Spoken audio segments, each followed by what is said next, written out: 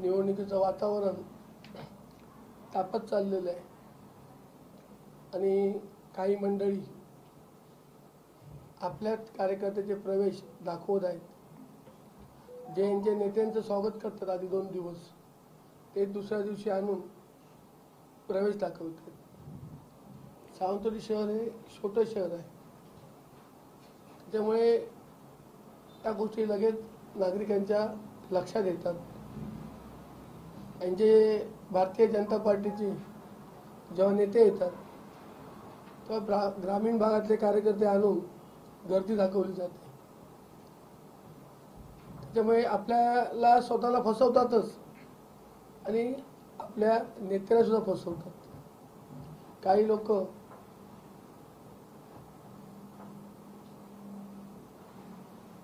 वेगवेगळे विषय करतायत.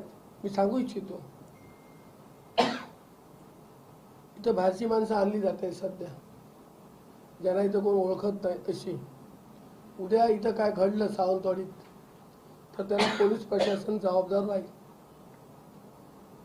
इकडचे जे PI असतील ही त्यांची जबाबदारी आहे. ही तालुक्यातले बाहेरची माणसं कोण आहेत, कोण कोण आहेत का, ही कोणी चेहरे ओळखीचे दिसत नाहीये. आणि इथे सावंतवाडी शहरात हे शांत शहर आहे, सुंदर शहर आहे. उद्या सकाळी या काही गोष्टी झाल्या तर त्याला जबाबदार पोलीस प्रशासन राहील. सगळी हॉटेल्स पोलिसांनी चेक करावीत.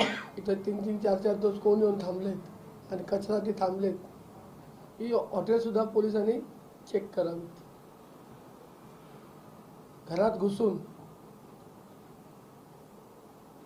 घरातील महिलांना पुढे घेऊन त्यांचे फोटो काढणे जबरदस्तीने आणि ते फ्लॅश करणे, हे विषय सर्रास सावंतवाडीत भारतीय जनता पार्टीकडून चालू आहेत. तेव्हा या गोष्टी कुठेतरी पोलिसांनी थांबवाव्यात, अन्यथा आम्ही आमच्या पद्धतीने उत्तर देऊ. आणि मी सांगू इच्छितो की भारतीय जनता पार्टीचे 50% ते 60% कार्यकर्ते हे माझ्या सोबत आहेत. एवढ्या वर्षाचे संबंध असल्यामुळे आणि तिथं त्यांना योग्य सन्मान मिळत नसल्यामुळे ते मला मदत करतात. म्हणून त्यांची आज अशी परिस्थिती आहे की ग्रामीण भागातले कार्यकर्ते, बाहेरची मंडळी, लॉजवर कोण कोण थांबलेत ती मंडळी, हे तुम्ही बघा. पोलिसांनी त्याचा शोध घ्यावा आणि गर्दी दाखवण्याचं काम करत आहे. तर आमच्याकडे स्थानिक कार्यकर्ते आहेत शहरातले, त्याच्यामुळे फोटो काढणं जर बंद नाही झालं जबरदस्तीने, स्वतः म्हणून कोणी फोटो दिला तर ठीक आहे, या या या या फोटो काढूया, फोटो काढूया, हे बंद झालं पाहिजे. मी स्वतः पोलीस स्टेशनमध्ये जाऊन जी बाहेरची मंडळी आहेत तक्रार देणार आहे की शहरात येऊन बाहेरच्या मंडळीचा प्रचार कोण मंडळी आहे, ते त्यांच्यावर गुन्हे दाखल आहेत का कुठे, ते पण तपासलं पाहिजे.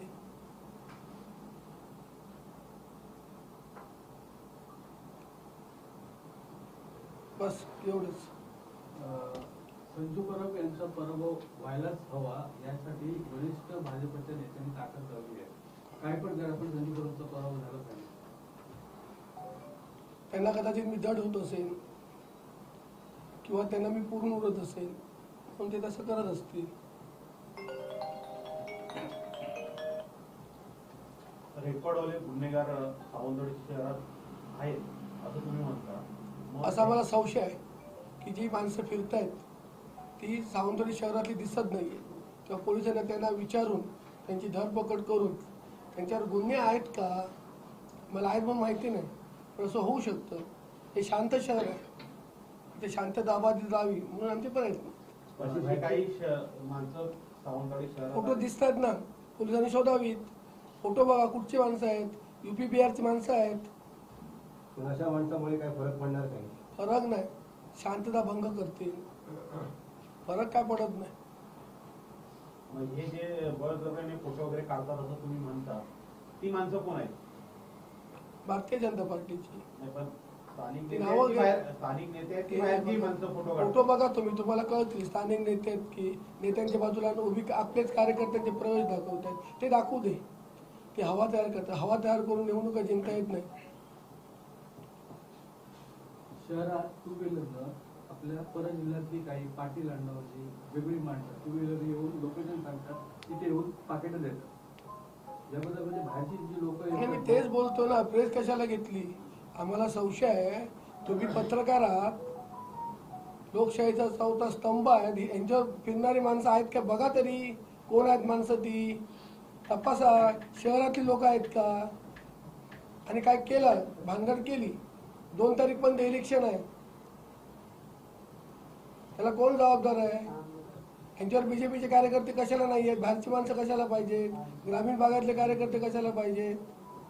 ती बाहेरची माणसं पोलिसांनी तपासलं पाहिजे ना सगळं. यूपी बिहारची आहेत माणसं. बघा तुम्ही, पोलीस बघतील कुठची आहेत ती.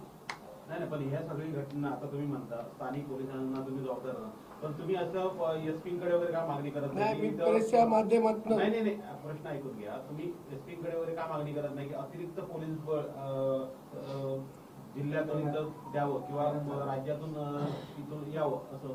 मी आज सार्वजनिक बोललो. मला जर 2 दिवसात फरक नाही दिसला तर मी एसपीकडे जाईन. भाजपमध्ये जे काही प्रवेश दिसत आहेत त्यात काही अवैध व्यवसायासंदर्भातले लोक सुद्धा दिसून येतात, त्यावर तुमचं काय मत आहे? बघा, पत्रकारांना सुद्धा माहिती आहे. प्रश्न विचारला तेच मी सांगतोय. त्यांच्याकडनं गुन्हा होऊ शकतो.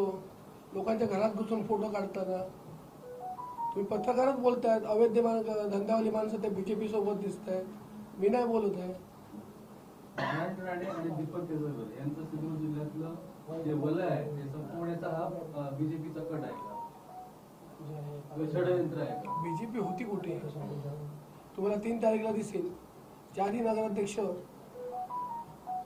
3 नगराध्यक्ष हे शिंदे सेनेचे असतील आणि 1 शहर विकास आघाडीचा असेल.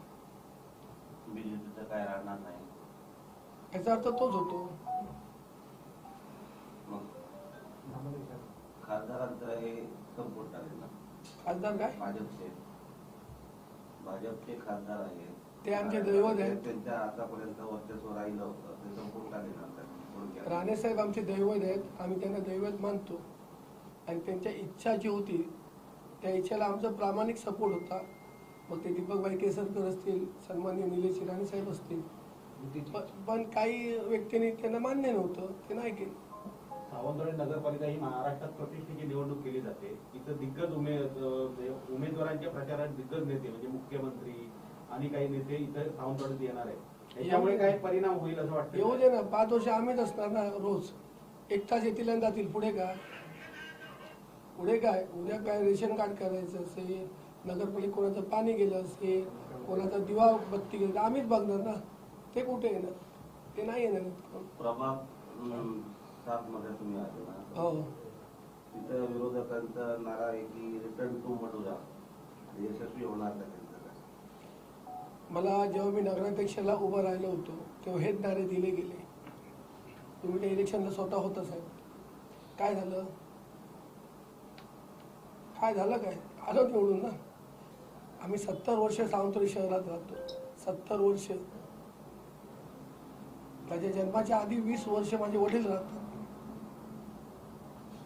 त्यामुळे रिटर्न हे रिटर्न जातील. जे येतात ते बाहेरनं येतात ना, ते सगळे रिटर्न जातील. मी बोलणार नाही. अरे बोलायची हिंमत कुठे? तू फक्त बोलच. मी बोलणार नाही.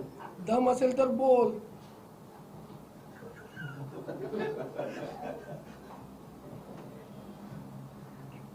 विकासावर बोलणार, कसल्याही विकासावर बोलणार. स्वतःचा विकास करणारी माणसं विकासावर बोलणार नाही. आणि दुसरा विषय, मल्टी स्पेशालिटी हॉस्पिटल. हे जे हॉस्पिटल थांबलंय, निधी आलेला आहे, टेंडर झालेलं आहे, पण अशा अटी घातल्यात जे कोण मालक आहेत त्यांनी, ते मल्टी स्पेशालिटी हॉस्पिटल होऊ शकत नाही. हे जे विकासाच्या गप्पा करतायत ना, की आम्ही हे करणार ते करणार त्यांचे उमेदवार, पहिला एवढंच जर प्रेम असेल सावंतवाडी शहरावर तर तुम्ही जागा फुकट द्या, मोफत द्या जागा आणि तुमचं प्रेम सिद्ध करा. तलावावर केस आहे, उद्या हा तलावात मी सावंतवाडीकरांना आवाहन करतो की त्यांची तलावावर गेली 20 वर्ष केस आहे. मी नगराध्यक्ष होतो, मी सगळी फाईल बघितलेली आहे. आपली जागा 40 एकर जागा आहे, ती आपली जागा म्हणून त्यांची केस चालू आहे. एक बाजू त्यांच्या बाजूने अशासाठी निकाल लागला की नगरपालिकेतला एकही CO किंवा अधिकारी केसला हजर राहिले नाही.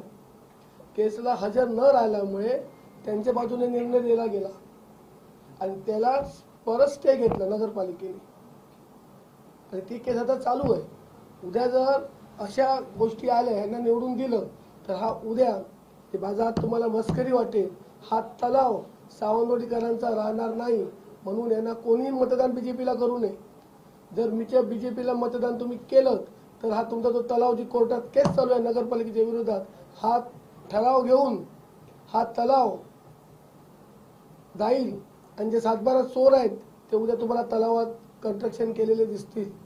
तर तलाव वाचवायचा असेल तर शिंदे सेनेला मदत केलीच पाहिजे.